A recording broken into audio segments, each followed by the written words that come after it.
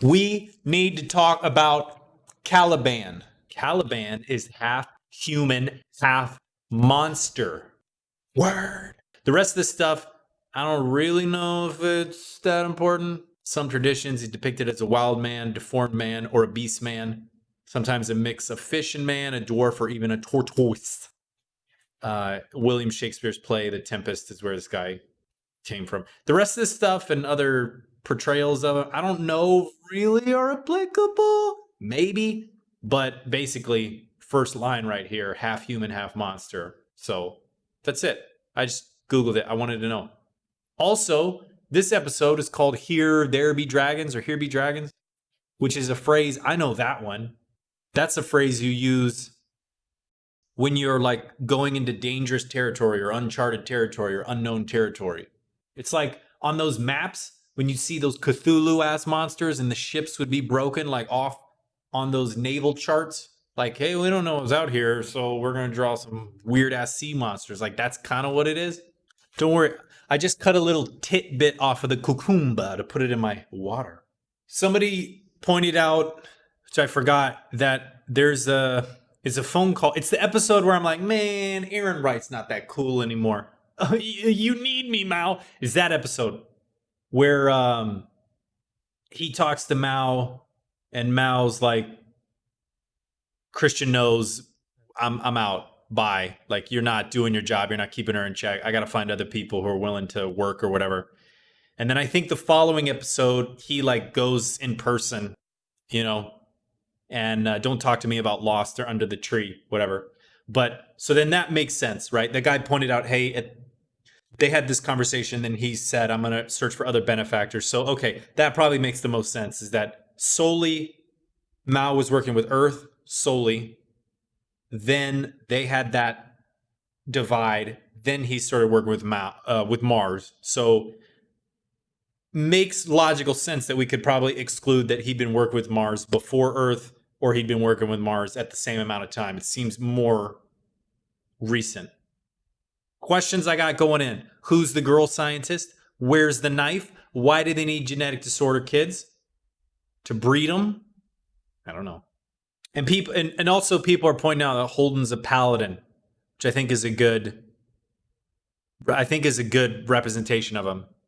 Multiple people have pointed out that that dude represents a paladin. So paladin, I'll just put it in D&D terms. You have different alignments. First of all, you have different classes, right? There's like wizards and sorcerers and rogues and warriors. And then you got a paladin who's kind of like a mix between a cleric or a healer and a warrior. It's like a holy warrior, like a Templar type thing. And you also have different alignments. You have good, neutral, and evil, and then, myriad of options in between there. And the paladin is like the most good you can be in that direction. And there's also like the complete opposite. They're fallen paladins or whatever. But they're like extremely stuck in their ways. They're always trying to do what's righteous, always try to do what's good.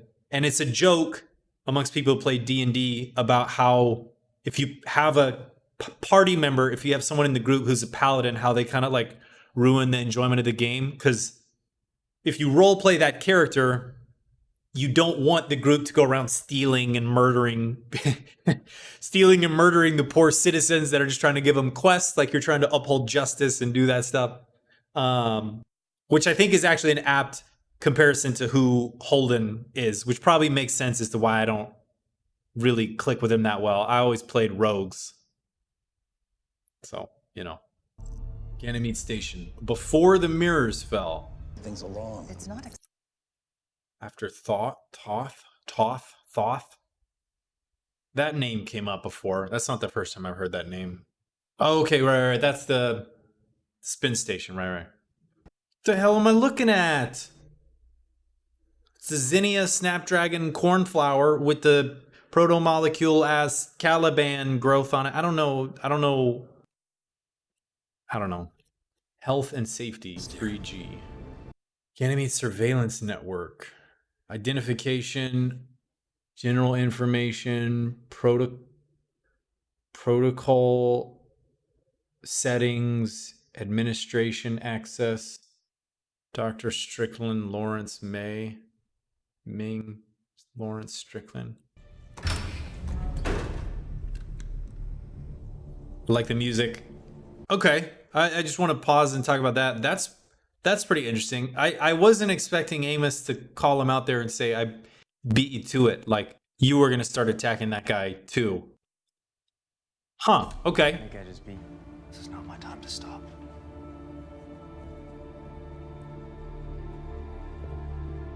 I mean, we knew that from the pediatrician line from 2 or 3 episodes ago. But that's kind of cool. Your father was. I like that the background that it gives for her hardiness earlier. Her and her father would go free climbing. She carried him on her back. Talks about how he lied to her. Talks about the distinction between Bobby and Martin's, I guess, and their different worldviews, and her, obviously, her understanding of Earth, her reconciliation with the truth about Earth, or at least the truth of a certain portion of Earth not being what the Martians told her it was. And how that's kind of changed her worldview, in addition to them lying to her about numerous things. But then it also has that part where Martins talks about back in my day, and I started laughing because I'm like, here we go, back in my day.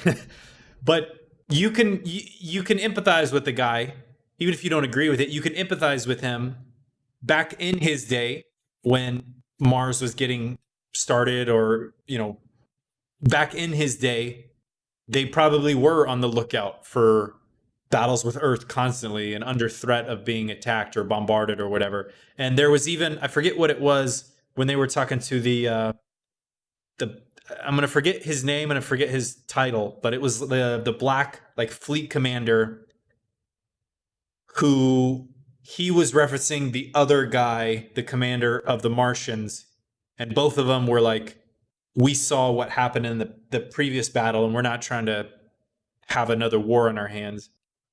That presumably happened during this guy's time, which I think is kind of nice. Obviously, I don't think any of the viewers really agree with that guy. We probably are more empathetic towards her, but you can kind of understand where he's coming from. And again, like Aaron Wright, I want to do what's best for Earth. I want to do what's best for Mars, and best for Mars is to gain control of this proto-molecule and have this weapon that we can secure our future. You can kind of empathize and understand how they get there, even if you don't like agree with how far they've gone with it. And it's undeclared, so okay. It's undeclared, which is suspect, and it's Martian, which all of Mars is suspect now. Who knows who's working with them?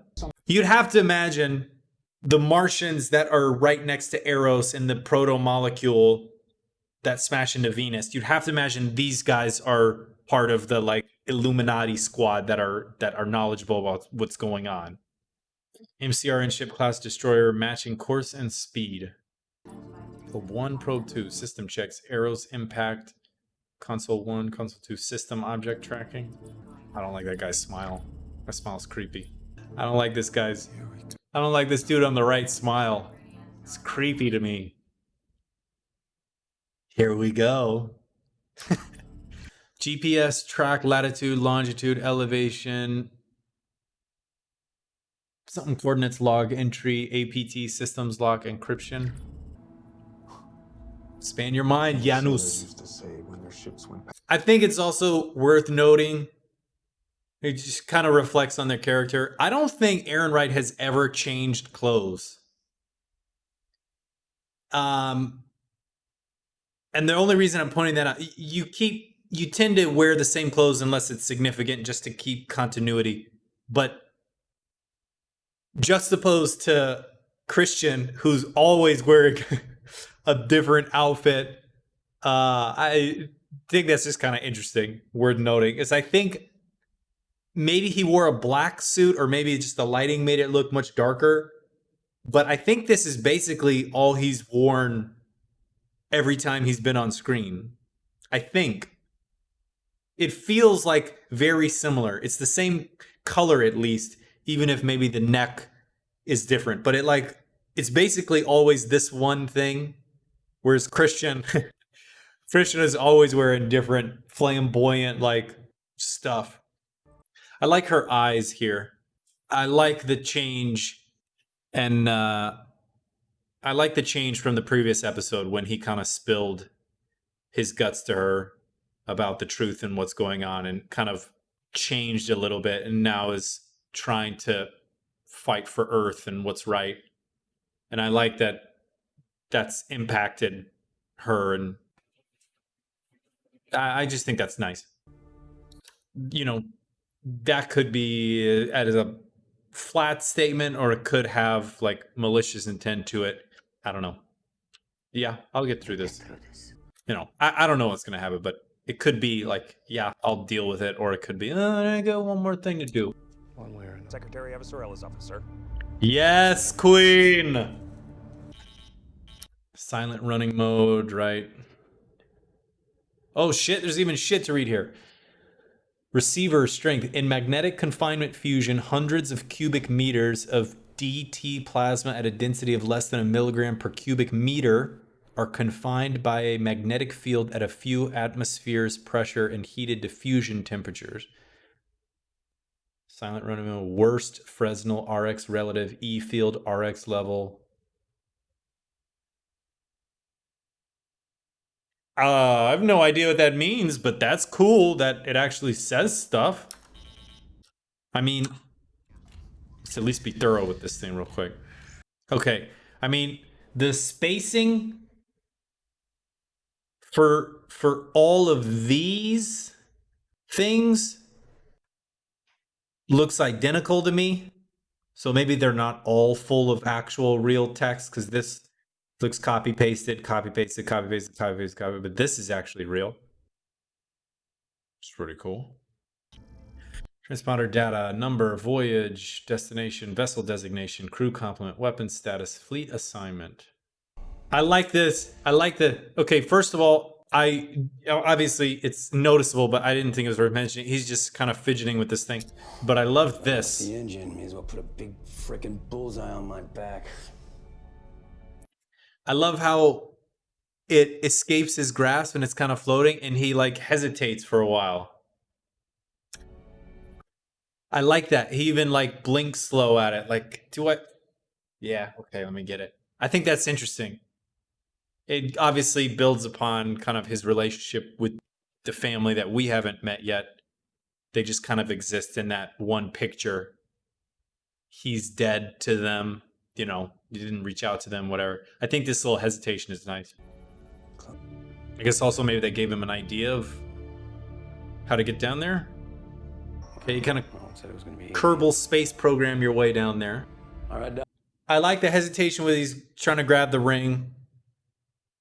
I like that it gives him an idea, and then he also internally recognizes that he can let it go. It was off his hand, and he really didn't care that much, and he just let it go.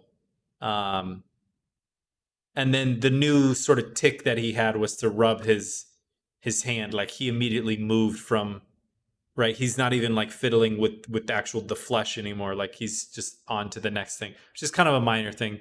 That last part may be just a little of a reach because he just came up with a new idea or whatever, but I thought it was kind of cool.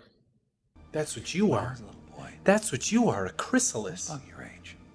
If I'm understanding correctly, that's kind of cool because it references, obviously, the analogy that he just made, but also what Dresden was saying about how we can evolve and be further. Like, maybe literally they could grow wings. So that, dude, and whoever, like, I guess maybe they copied from the book, whoever like touched up the script to put it in the show, I don't know, maybe the book was written this well too, but this is like the third time that this has happened where they've referenced sort of the title. That's pretty sick. They keep tying it together. Holden Squad, Iturbi above Venus. Now this dude. Faster. I also like this.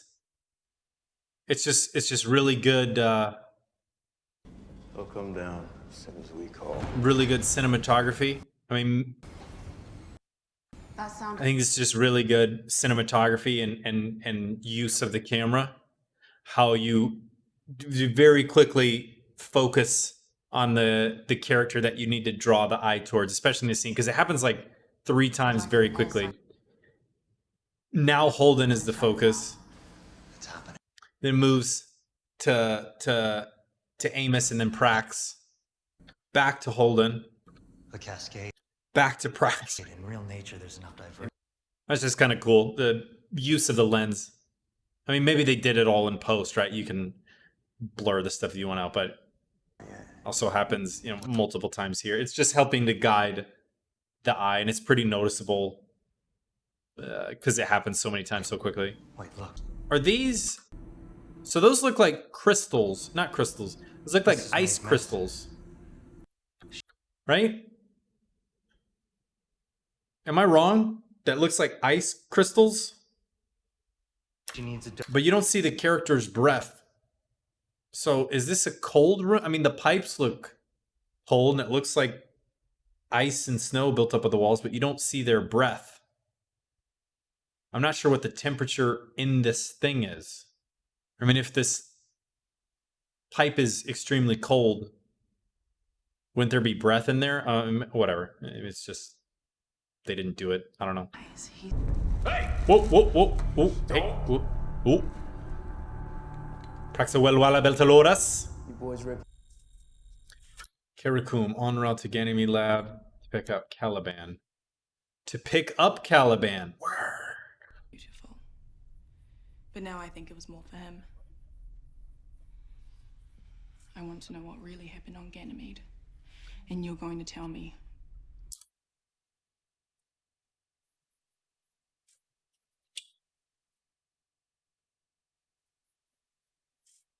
Because that would mean he raised his daughter so well? Is that what that's implying? You have the best kid because she was able to survive and carry you and shared her air with you and do all that on her own, like you raised an excellent soldier? Is that what that's supposed to be? I guess it's kind of the only way you can interpret that, where it comes out positive. Otherwise it's like, dude. But I don't understand. Yeah, I'm not sure. I'm not even sure if I'm interpreting that correctly, and I'm not sure why that would sway him in any way, shape, or form. Okay, your dad lied about the story. He was the one that carried you on his back, and he shared his air, and you were just a girl. You weren't that dutiful. Okay, I'm still not going to tell you. I guess I'm just not getting the connection here. The only way this could make sense is if you like cling to the word dutiful, like responsible, like you were able to save your dad and split your heir and bring them back safely, even though he had his fall and his accident. You did that because you're so responsible and you're so good. But that's not actually what happened. And if you just cling to good and dutiful, then you can get to, okay, you're rebellious. But like inherently just saying I was the one who fell doesn't, I don't know. Does it? I feel like maybe I'm not really grasping this, because I was the one who fell. Okay, so my dad carried me because I fell when we were free climbing and I had an accident, and my dad carried me and split his air and food and took care of me until we got back home. That's it. That's the end of the story. Somebody help me understand this. Somebody help me understand this one. I'm not like getting, somebody help me understand this. I'm not wrapping my head around why she thinks saying that's not what happened would make him reconsider. And I'm not getting why she thinks saying that's not what happened then in terms of the story leads to her doing this naturally. The only thing I can think is like if you just specifically cling to like the word dutiful, Okay, you were dutiful in one interpretation of it, but you're not actually dutiful. You're like rebellious. But that seems like a little thin, so maybe I'm just not understanding. What? You watch that thing slaughter. Just gotta hit the square button a bunch.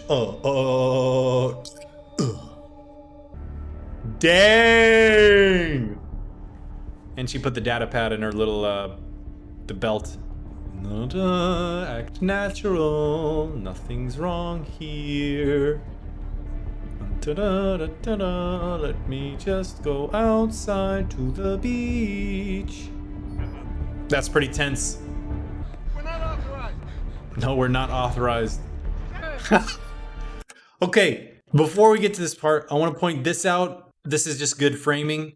The stairway shot here. The first thing you see, obviously the music helps build tension. It has like a kind of nice driving tempo.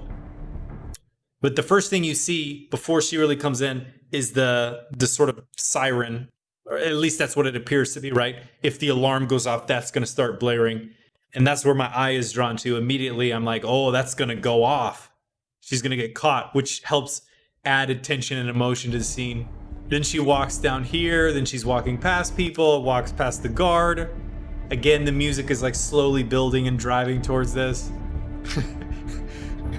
You're like, I guess you made it? I guess she made it.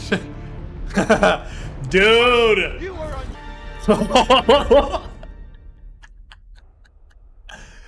There were a couple comments back and forth about the shaled thing and how shaled can be the correct interpretation of it depending on when you pull the word out. It could be a typo and they just keep reusing it because it's the same thing, or it could be on purpose.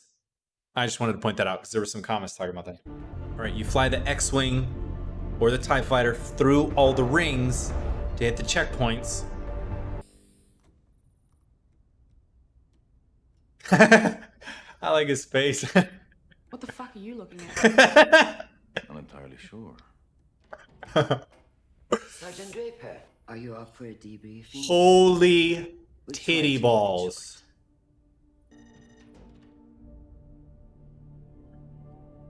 This must be Dude, what? So you want to buy? I'm just asking. I'm just reaching out.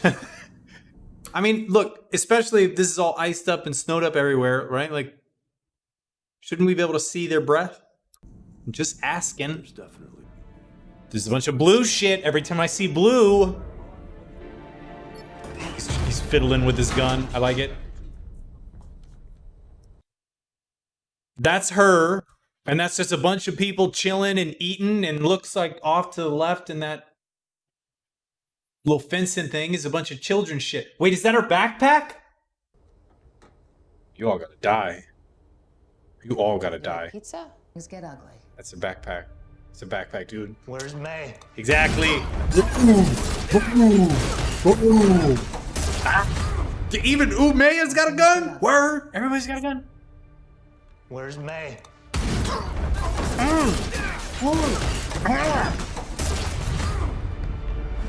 Nice. It's fine. I'll fix you It's up. just a flesh wound. Aww. Misco and Marisco. Oh. Oh no. Oh no. Oh, look at his eyes. Oh no, look at his eyes. Okay. Just give me a second. I gotta calm down from that. Oh, that was sick. Okay. Drinking some of Mother Gaia's sweet titty milk. Jules Pierre Mao, intermission unknown, secure playback, clearance, top level subject, General UN Communications Memo. It is the current policy of all UN members and employees to not discuss the Ganymede incident with any members of the media unless authorized by the Director of Communications and the Security Council. For reference, please see the attached article. If questioned, respond with no comment. Okay. Okay. Think. That sounds like a horrible idea, but you gotta do it. Pretend that you care about my. I already did an hour ago. Hell yeah. Dude. Prax. Terry Chin. You're fucking sick, Terry Chin. Hey, Marisco. May-san. No. Okay, I want to point this out. I love that the ambient music gets louder, drowns out her vocals. I love that you can hear the word no echoed like 4 or 5 times. No, no, no, no, no. I want my daddy before she actually says it. It comes across as like all of the kids are saying no, and in her head she's saying no, and then she vocalizes I want my daddy, which I think is nice. But dude, look at this face, man. That's... Dude. What? And that's she's wearing a lab shirt or something, but like, I mean, she doesn't look that good. And you can hear the crying, which again could be all the other kids, or it could be like internally for her. I just really like the mixing that they did. It's very subtle, but I really like the mixing they did there. Bro, that's what I thought she looked like, but I'm like, maybe that's not what she looks like. But like, look.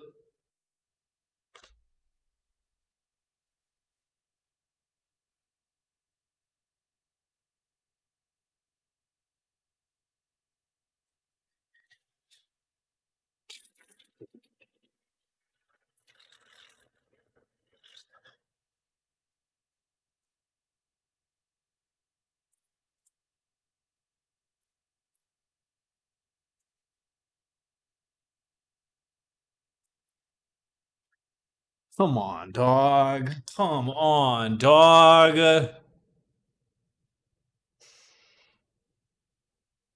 I mean, she's got the Resident Evil. Like,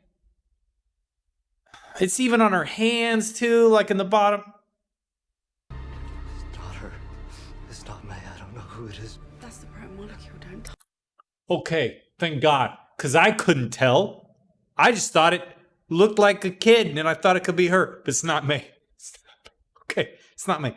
I mean, it looks like all the kids went through the same thing, so I don't know. But it's not me. Oh, bliss. Okay, it's not me. All right? Touch it. Don't touch it. Touch anything. Touch anything. Now he's imagining his daughter like that. Like, ugh. Burn it. What are you doing? Frying I it. came here. I hate you. Wait, what the fuck? He got superheated and melted, but like, just like that? I mean, everything else, all the science shit is like very smart and intentional, so I gotta imagine that's true too. But like, someone link me an article about what the hell happened with this thing, because I was expecting some like Terminator 2, it would slowly...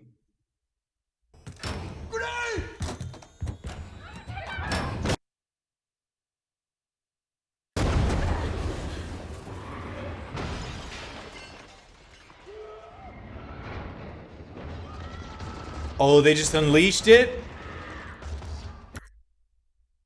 Okay, first of all, he clearly had the perk equipped that gave him more time to do that. Second of all, I thought he was going to jump on it, and then he picked it up and started running to the door, and I was like, well, clearly the door would be locked, right? Wouldn't they, like, be barring the door? But no.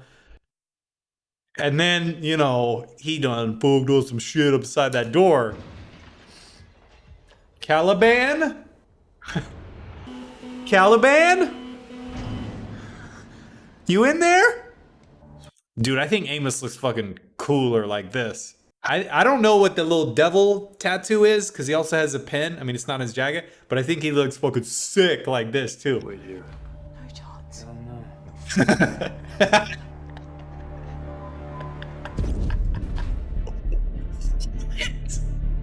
Come on, baby. Hold together, baby. Hold together, baby.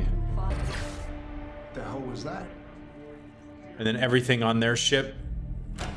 Mars, undeclared ship next to him. Oh no.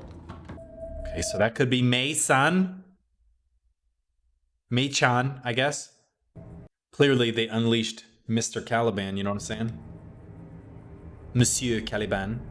I mean, I guess there's no way to with the knowledge I have, I don't know, because they haven't actually shown the thing fight or how it attacks or kills things. And I don't really know what kind of grenade that was. You got to imagine it's a fragmentation grenade. But I'm trying to look at this dude's chest, and like it looks like there's two sort of slashes. So, but I don't know if you can like, okay, so maybe it's got claws. Like I don't know if you can really definitively say that. I was just trying to see if I could tell like the characteristics of whatever. Oh, Umeya. I like this exchange specifically, again, relating to Holden's character. Again, the new Holden, whatever. The newer Holden, the darker Holden, isn't helping this lady, right? He'll let her bleed out right in front of him. Instead of trying to help and stabilize her and then get information, he's immediately like, you're going to tell me everything you know, and then maybe I'll help you, or I'll just watch you bleed out, right? Again, going back to Amos, I thought you were going to jump in first, like earlier in the episode. Again, this point is kind of hammered home with that kid in the incinerator? with the cut to Naomi, Anyone on Eros? where she's looking at Holden. Expect us to help you. Like, you know, she's looking at Holden, then her eyes kind of move back to the lady. Again, that's like that's different for Holden. But I love how, but I love how she starts tearing up in her eye there. For a second, as the viewer, I'm thinking like, okay, is she regretful? Like, is she sad about what they did? And I love I mean, you know, it could be from the pain and stuff, presumably that's too, but also like she started crying after he asked her, what did you do to the children? And so I took that to mean, okay, maybe she went over her head with this stuff. But then I love kind of the turn again. We made it in our own image. We made it in our own image, which is like, we made it do what we wanted. We made it in our own image. I think later on, she's like, there's a lot more where she came from. Which, again, I think is just really smart because it's further hammering home the reality of how brutal the world is. And Prax had a little taste of it when he landed on Tycho Station. Hey, these people spaced my friends. Can you help me? Okay, well, what ship did they have? Who else saw them? Can anybody corroborate it? Where was it? Right? But it's kind of further showing that like idealistic view that crusade, as the one woman said on the Weeping Somnambulist episode 9. You go on your crusade and I'll be here to help the real people who are left. Like those idealistic visions of how good the world is and how people should be. But the reality is, you know, Martin sold out the team, or the upper class Martian people sold out the team to test this weapons project. And it's not even their weapon. They used it as a test and then they're going to bid on it, right? It's not like they own it. They sacrificed their own soldiers. They risked this entire conflict and they don't even have the rights to they're like the Lasso group. They don't own the weapon yet. And this thing I think also references that too. Kind of went off a topic there for a little bit. But I think that little tear led me down the path of, oh, okay, maybe she's sorrowful for it. But then, no, she jumps right back to, no, we did exactly what we wanted to do. And there's a lot more where that came from. Which I think, again, is like showing Holden's character change as being completely understandable and reasonable. I mean, you even have, right? I mean, he's fighting for his daughter, but you even have Prax bust in the room and then see the backpack. And Prax is the one that actually like escalates it. Everybody else is like, okay, calm down. What are you doing? Like, clearly we have the drop on you. Don't reach for the guns. We're not going to give up ours. Prax sees the gun and then he raises his. Like, this world is not nice. And you can try to think, I'm going to do the right thing and I'm going to be a hero and I'm like going to save everybody and I'm going to be sort of this lawful good paladin and always, you know, pick the Paragon option. But even Naomi, the one who's sort of like judging Holden, you're not like us. It's, you know, we do that stuff, but not you, right? Where she's referencing that conversation they have about what were you doing with the gun? She's hidden the missile with more proto-molecule in it, right? Like everybody's, you know, What, Alex? You won't believe what just walked past me outside. I was thinking, what are they going to do about the station? Are they going to do anything about the station or just let it rot? Holden mentions, the word is out, the cascade has begun. Like, okay, take the wires and go. Like, kind of dooming all these people. And I was like, okay, are they going to do anything about the people or just let them leave? But I like this. Dude, Maychan! And he's got the backpack too. Favorite part of Alter Carbon was the stupid pink backpack he kept carrying in everywhere. Dude! Avasarala and Mao talking would be insane. Bobby beating up Martins. I'm confused as to the story. Someone help me understand the story. And why, like, someone help me understand what I'm supposed to take away from the story. And then if you do that, then I'll probably understand, okay, that's what the story is telling, or the parable or whatever. That's what's leading her to then the next action being to, not follow decorum and assault the guy, like, whatever. Oh, that's right. I forgot. I'm thumbing through this to make sure I didn't miss anything. What's going on Venus? They saw those structures and then everything went out. And I have to imagine it's from that undeclared Martian ship, right? You got to imagine Mao Martians or whoever is working with them to keep the protomolecule to themselves realized they made a probe through and then cut the power. We're done with these dudes, with these dweebs. Somebody let me know the science behind the incinerator thing. Dude, see, I'm glad that I don't have to wait a week between episodes. So I just got to watch the next one. There's two more. There's two more. There's two more. There's two more. There's two more. There's two more. Okay. There's two more. Okay. Two more. Okay. We keep going. We keep going. I'm done.